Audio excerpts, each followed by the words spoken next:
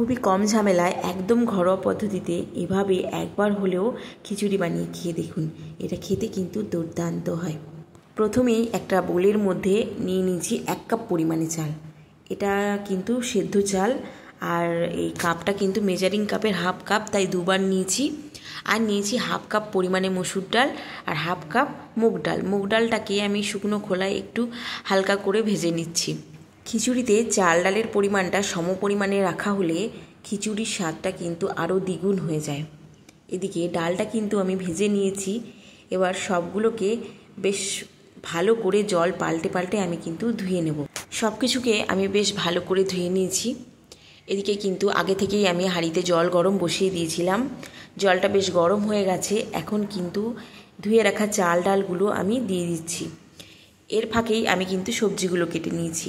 আমি এখানে কুমড়ো, গাজর, বাঁধাকপি আর টমেটো নিয়েছি। আপনারা আপনাদের পছন্দ মতো সবজি নিয়ে নিতে পারেন। এদিকে কিন্তু খিচুড়িটা প্রায় 50% মতো সেদ্ধ হয়ে গেছে। এখন কিন্তু আমি সবজিগুলো দিয়ে দিলাম। এবার হাতার সাহায্যে খুব ভালো করে চাল ডালের সাথে সবজিগুলো কিন্তু আমি মিশিয়ে নিচ্ছি। এখন দিয়ে দিচ্ছি পরিমাণ মতো হলুদ। হলুদটা দেওয়ার পরেও খুব ভালো করে আমি খিচুড়িটার সঙ্গে হলুদটা বেশ ভালো করে মিশিয়ে নিচ্ছি। নুনটা কিন্তু আমি এখন দিচ্ছি না, নুনটা আমি একটু পরেই দেব, কারণ নুনটা যদি আগে থেকে দিয়ে দেওয়া হয় তাহলে খিচুড়ির নিচে থেকে লেগে যাওয়ার সম্ভাবনা থাকে। এদিকে ঢাকা চাপা দিয়ে আমি কিছুক্ষণের জন্য হতে দিয়েছিলাম। ঢাকা খুলে কিন্তু এবার খিচুড়িটাকে আমি অনবরত নাড়তে থাকছি। একটা জিনিস লক্ষ্য করে দেখবেন, খিচুড়ি যত বেশি করে ঘাটা হয় খিচুড়ির স্বাদ কিন্তু ততই ভালো হয়। আমি কিন্তু অনবরত খিচুড়িটা নাড়ছি। এর ফাঁকে আমি দিয়ে দিলাম কিন্তু 3-4টে কাঁচা লঙ্কা। এরপর দিয়ে দিচ্ছি স্বাদ মতো নুন। আমি নুনটা একটু কমই খাই, তাই আমার মতো করে আমি নুন দিয়েছি। আপনারা যে যেমন নুন খান সেরকম নুন দিয়ে নেবেন। আবারও বেশ ভালো করে আমি কিন্তু খিচুড়িটা নাড়ছি। খিচুড়িটা অলমোস্ট প্রায় হয়েই গেছে।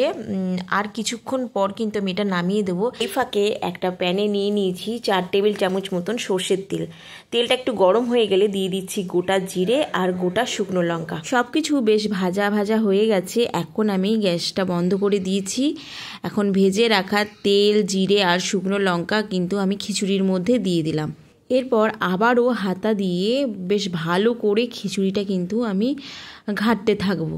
এই পর্যায়ে কিন্তু খিচুড়িটা অনবরত ঘাঁটতে হবে, নাহলে নিচে থেকে লেগে যাওয়ার সম্ভাবনা আছে। এরপর ওই একই প্যানে আরও 1 টেবিল চামচ সর্ষের তেল দিয়ে দিলাম। এরপর দিয়ে দিচ্ছি 1 টেবিল চামচ বেটে রাখা আদা। আদাটাকেও বেশ ভালো করে ভাজা ভাজা করে নিয়েছি। এবার এটাও কিন্তু আমি দিয়ে দিচ্ছি খিচুড়ির মধ্যে।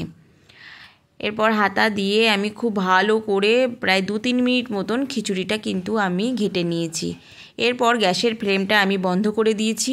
তৈরি হয়ে গেল একদম খুবই কম মশলায় খিচুড়ি। এটা কিন্তু খুবই স্বাস্থ্যকর।